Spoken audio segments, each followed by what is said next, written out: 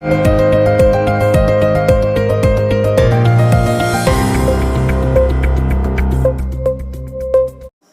রোববার সকল রাজনৈতিক দলের সাথে বৈঠক করবেন প্রধান উপদেষ্টা ডক্টর মোহাম্মদ ইউনূস। এদিন বিকালে প্রধান উপদেষ্টার সরকারি বাসভবন যমুনায় এ বৈঠক অনুষ্ঠিত হবে। প্রধান উপদেষ্টার সঙ্গে সাক্ষাতের জন্য রাত ৮টায় যমুনায় যাবেন জামাতে ইসলামীর আমির ডক্টর শফিকুর রহমান। এ সময় তার সঙ্গে থাকবেন দলের নায়েবে আমির ডাক্তার সৈয়দ আবদুল্লাহ মোহাম্মদ তাহের।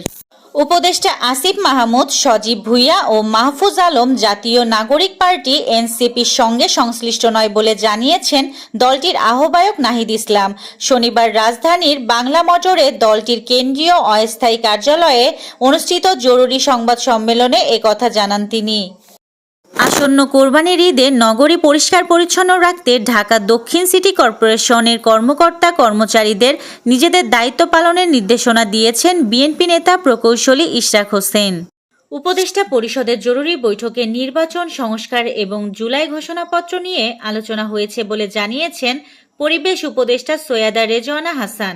শনিবার বৈঠক থেকে বেরিয়ে এ তথ্য জানান পরিবেশ উপদেষ্টা। আমেরিকা প্রবাসী কমিউনিটি নেতা ও সমাজসেবক খোলকু কামাল বলেছেন, সিলেটের প্রবাসীরা বছরে 20,000 কোটি টাকার রেমিটেন্স পাঠিয়ে দেশের অর্থনীতিকে সচল রাখছেন। বিভাগের 40 লাখ প্রবাসীদের স্বার্থে ও কষ্টে লাগবে 2 থেকে 3টা আন্তর্জাতিক এয়ারলাইন্সের ফ্লাইট ওসমানীতে ওঠানামার অনুমতি দিতে হবে। এছাড়া সিলেট ঢাকা ট্রেনের double line, Sylhet Dhaka 6 lane সড়ক দ্রুত বাস্তবায়নের দাবি জানান তিনি। সিলেটবাসী ও প্রবাসীদের এই 3টি অগ্রাধিকার ভিত্তিতে বাস্তবায়নে সরকারের প্রতি আহ্বান জানান। যদি পরাজিত শক্তির ইন্ধনে এবং বিদেশি ষড়যন্ত্রের অংশ হিসাবে সরকারের উপর আরোপিত দায়িত্ব পালনকে অসম্ভব করে তোলা হয়, তবে সরকার সব কারণ জনসম্মুখে উত্থাপন করে পরবর্তী সিদ্ধান্ত গ্রহণ করবে।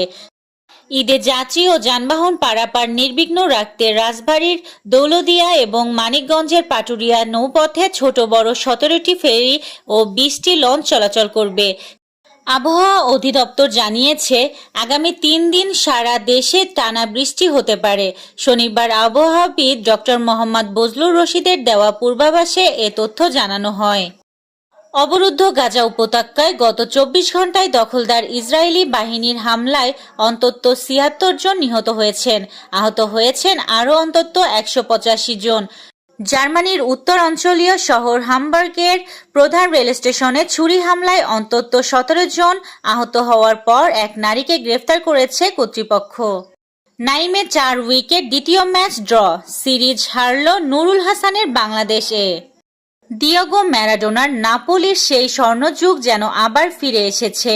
1987, 1990, 2023-এর পর এবার 2024 থেকে 2025 মৌসুমে নাপোলি জিতল তাদের ইতিহাসের চতুর্থ স্কুডেট্টো, দ্বিতীয়বার ম্যারাডোনাকে ছাড়া।